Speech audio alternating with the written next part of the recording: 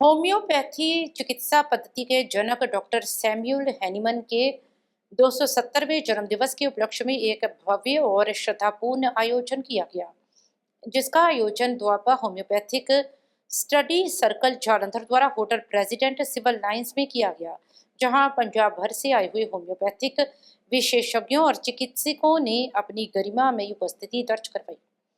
तो वहीं मुख्य अतिथि doctor Vinod Singla, principal lord Mahavir homeopathic medical college and hospital Ludhiana ने दीप प्रज्वलित कर समारोह की शुरुआत की। इस अवसर पर विशेष अतिथि डॉक्टर नीतीश दुबे, सीएमडी ब्रनेट homoeopathy private limited, doctor Nirmal Singh, doctor Ravinder Kochhar, doctor Harpreet Singh, doctor Charanjit Lal, doctor Shakti Mahendra और डॉक्टर सुभाष चंद्र निस्तंद्र ने भी डॉक्टर हैनीमन को श्रद्धांजलि भेंट की। वहीं समारोह में वक्ताओं ने होम्योपैथी चिकित्सा पद्धति के विकास, इसके वर्तमान दौर में बढ़ते महत्व और नई दवाओं की भूमिका पर भी विस्तार से प्रकाश डाला। इस अवसर पर डॉक्टर निर्मल सिंह को हैनीमनियन अवार्ड और डॉक्टर रविंदर कोछड़ को वेटरन होम्योपैथ अवार्ड प्रदान कर सम्मानित किया गया। गौरतलब रहे कि Doaba homeopathic study circle Jalandhar द्वारा पिछले 31 वर्षों से लगातार डॉक्टर हैनीमन की जयंती का आयोजन किया जा रहा है। इस समारोह में पंजाब के विभिन्न जिलों से आए करीब 125 डॉक्टरों ने भाग लेकर इसे ऐतिहासिक बनाया। जालंधर से हलचल के लिए कैमरामैन रजनीश शर्मा की रिपोर्ट। मेरा नाम जैसे सेनेटर डॉक्टर मेघना शेखावत है।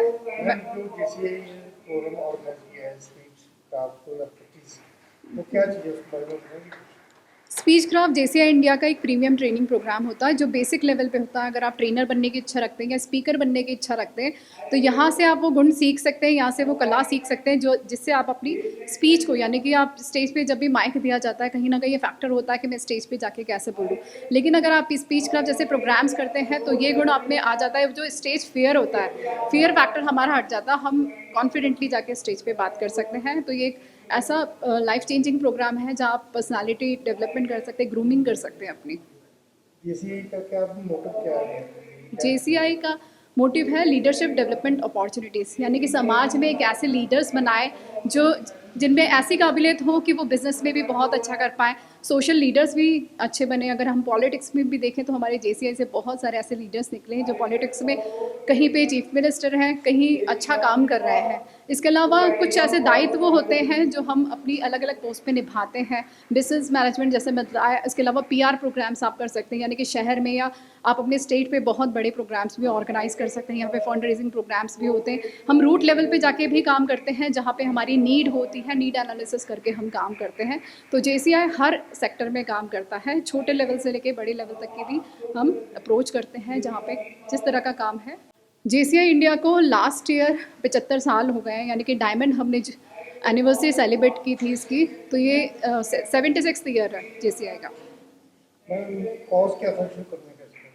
कॉज शुरू में ये था कि एक सोशल गैदरिंग होनी चाहिए, यानी कि हम बहुत सारे लोगों को जानते हैं अलग अलग एरियाज़ में, लेकिन एक दूसरे से मिला कैसे जाए। जब तक हम थॉट्स एक्सचेंज नहीं कर सकते, अपनी ग्रूमिंग नहीं कर सकते। तो जेसीआई इंडिया, वैसे जेसीआई शुरू हुआ था यूएसए से और फाइनली अब इंडिया में इसको 76 ईयर्स हो गए। और यहाँ पे जैसे मैंने बताया बिज़नेस प्रोग्राम, बिज़नेस कम्युनिटी के बहुत सारे लोग हैं, इंडस्ट्रियलिस्ट हमारे साथ हैं, पॉलिटिशियंस हैं, अलग अलग एरिया के लोग हैं। और यहाँ पे ऐसे प्रोग्राम्स होते हैं जहाँ पे फेलोशिप बहुत अच्छी होती है।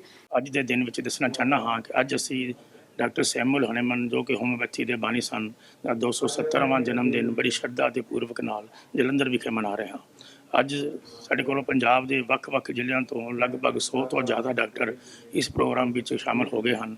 ਔਰ ਇਹ ਵੀ ਦੱਸਣਾ ਚਾਹਾਂਗਾ ਕਿ ਹੋਮਿਓਪੈਥੀ ਦਾ ਪ੍ਰਸਾਰ ਦਿਨੋਂ ਦਿਨ ਬੜੀ ਵੱਧ ਰਿਹਾ ਹੈ। ਵਰਲਡ ਦੇ ਵਿੱਚ ਹੋਮਿਓਪੈਥੀ ਦਾ ਦੂਸਰਾ ਸਥਾਨ ਹੈ ਮਰੀਜ਼ਾਂ ਨੂੰ ਠੀਕ ਕਰਨ ਦੇ ਵਿੱਚ।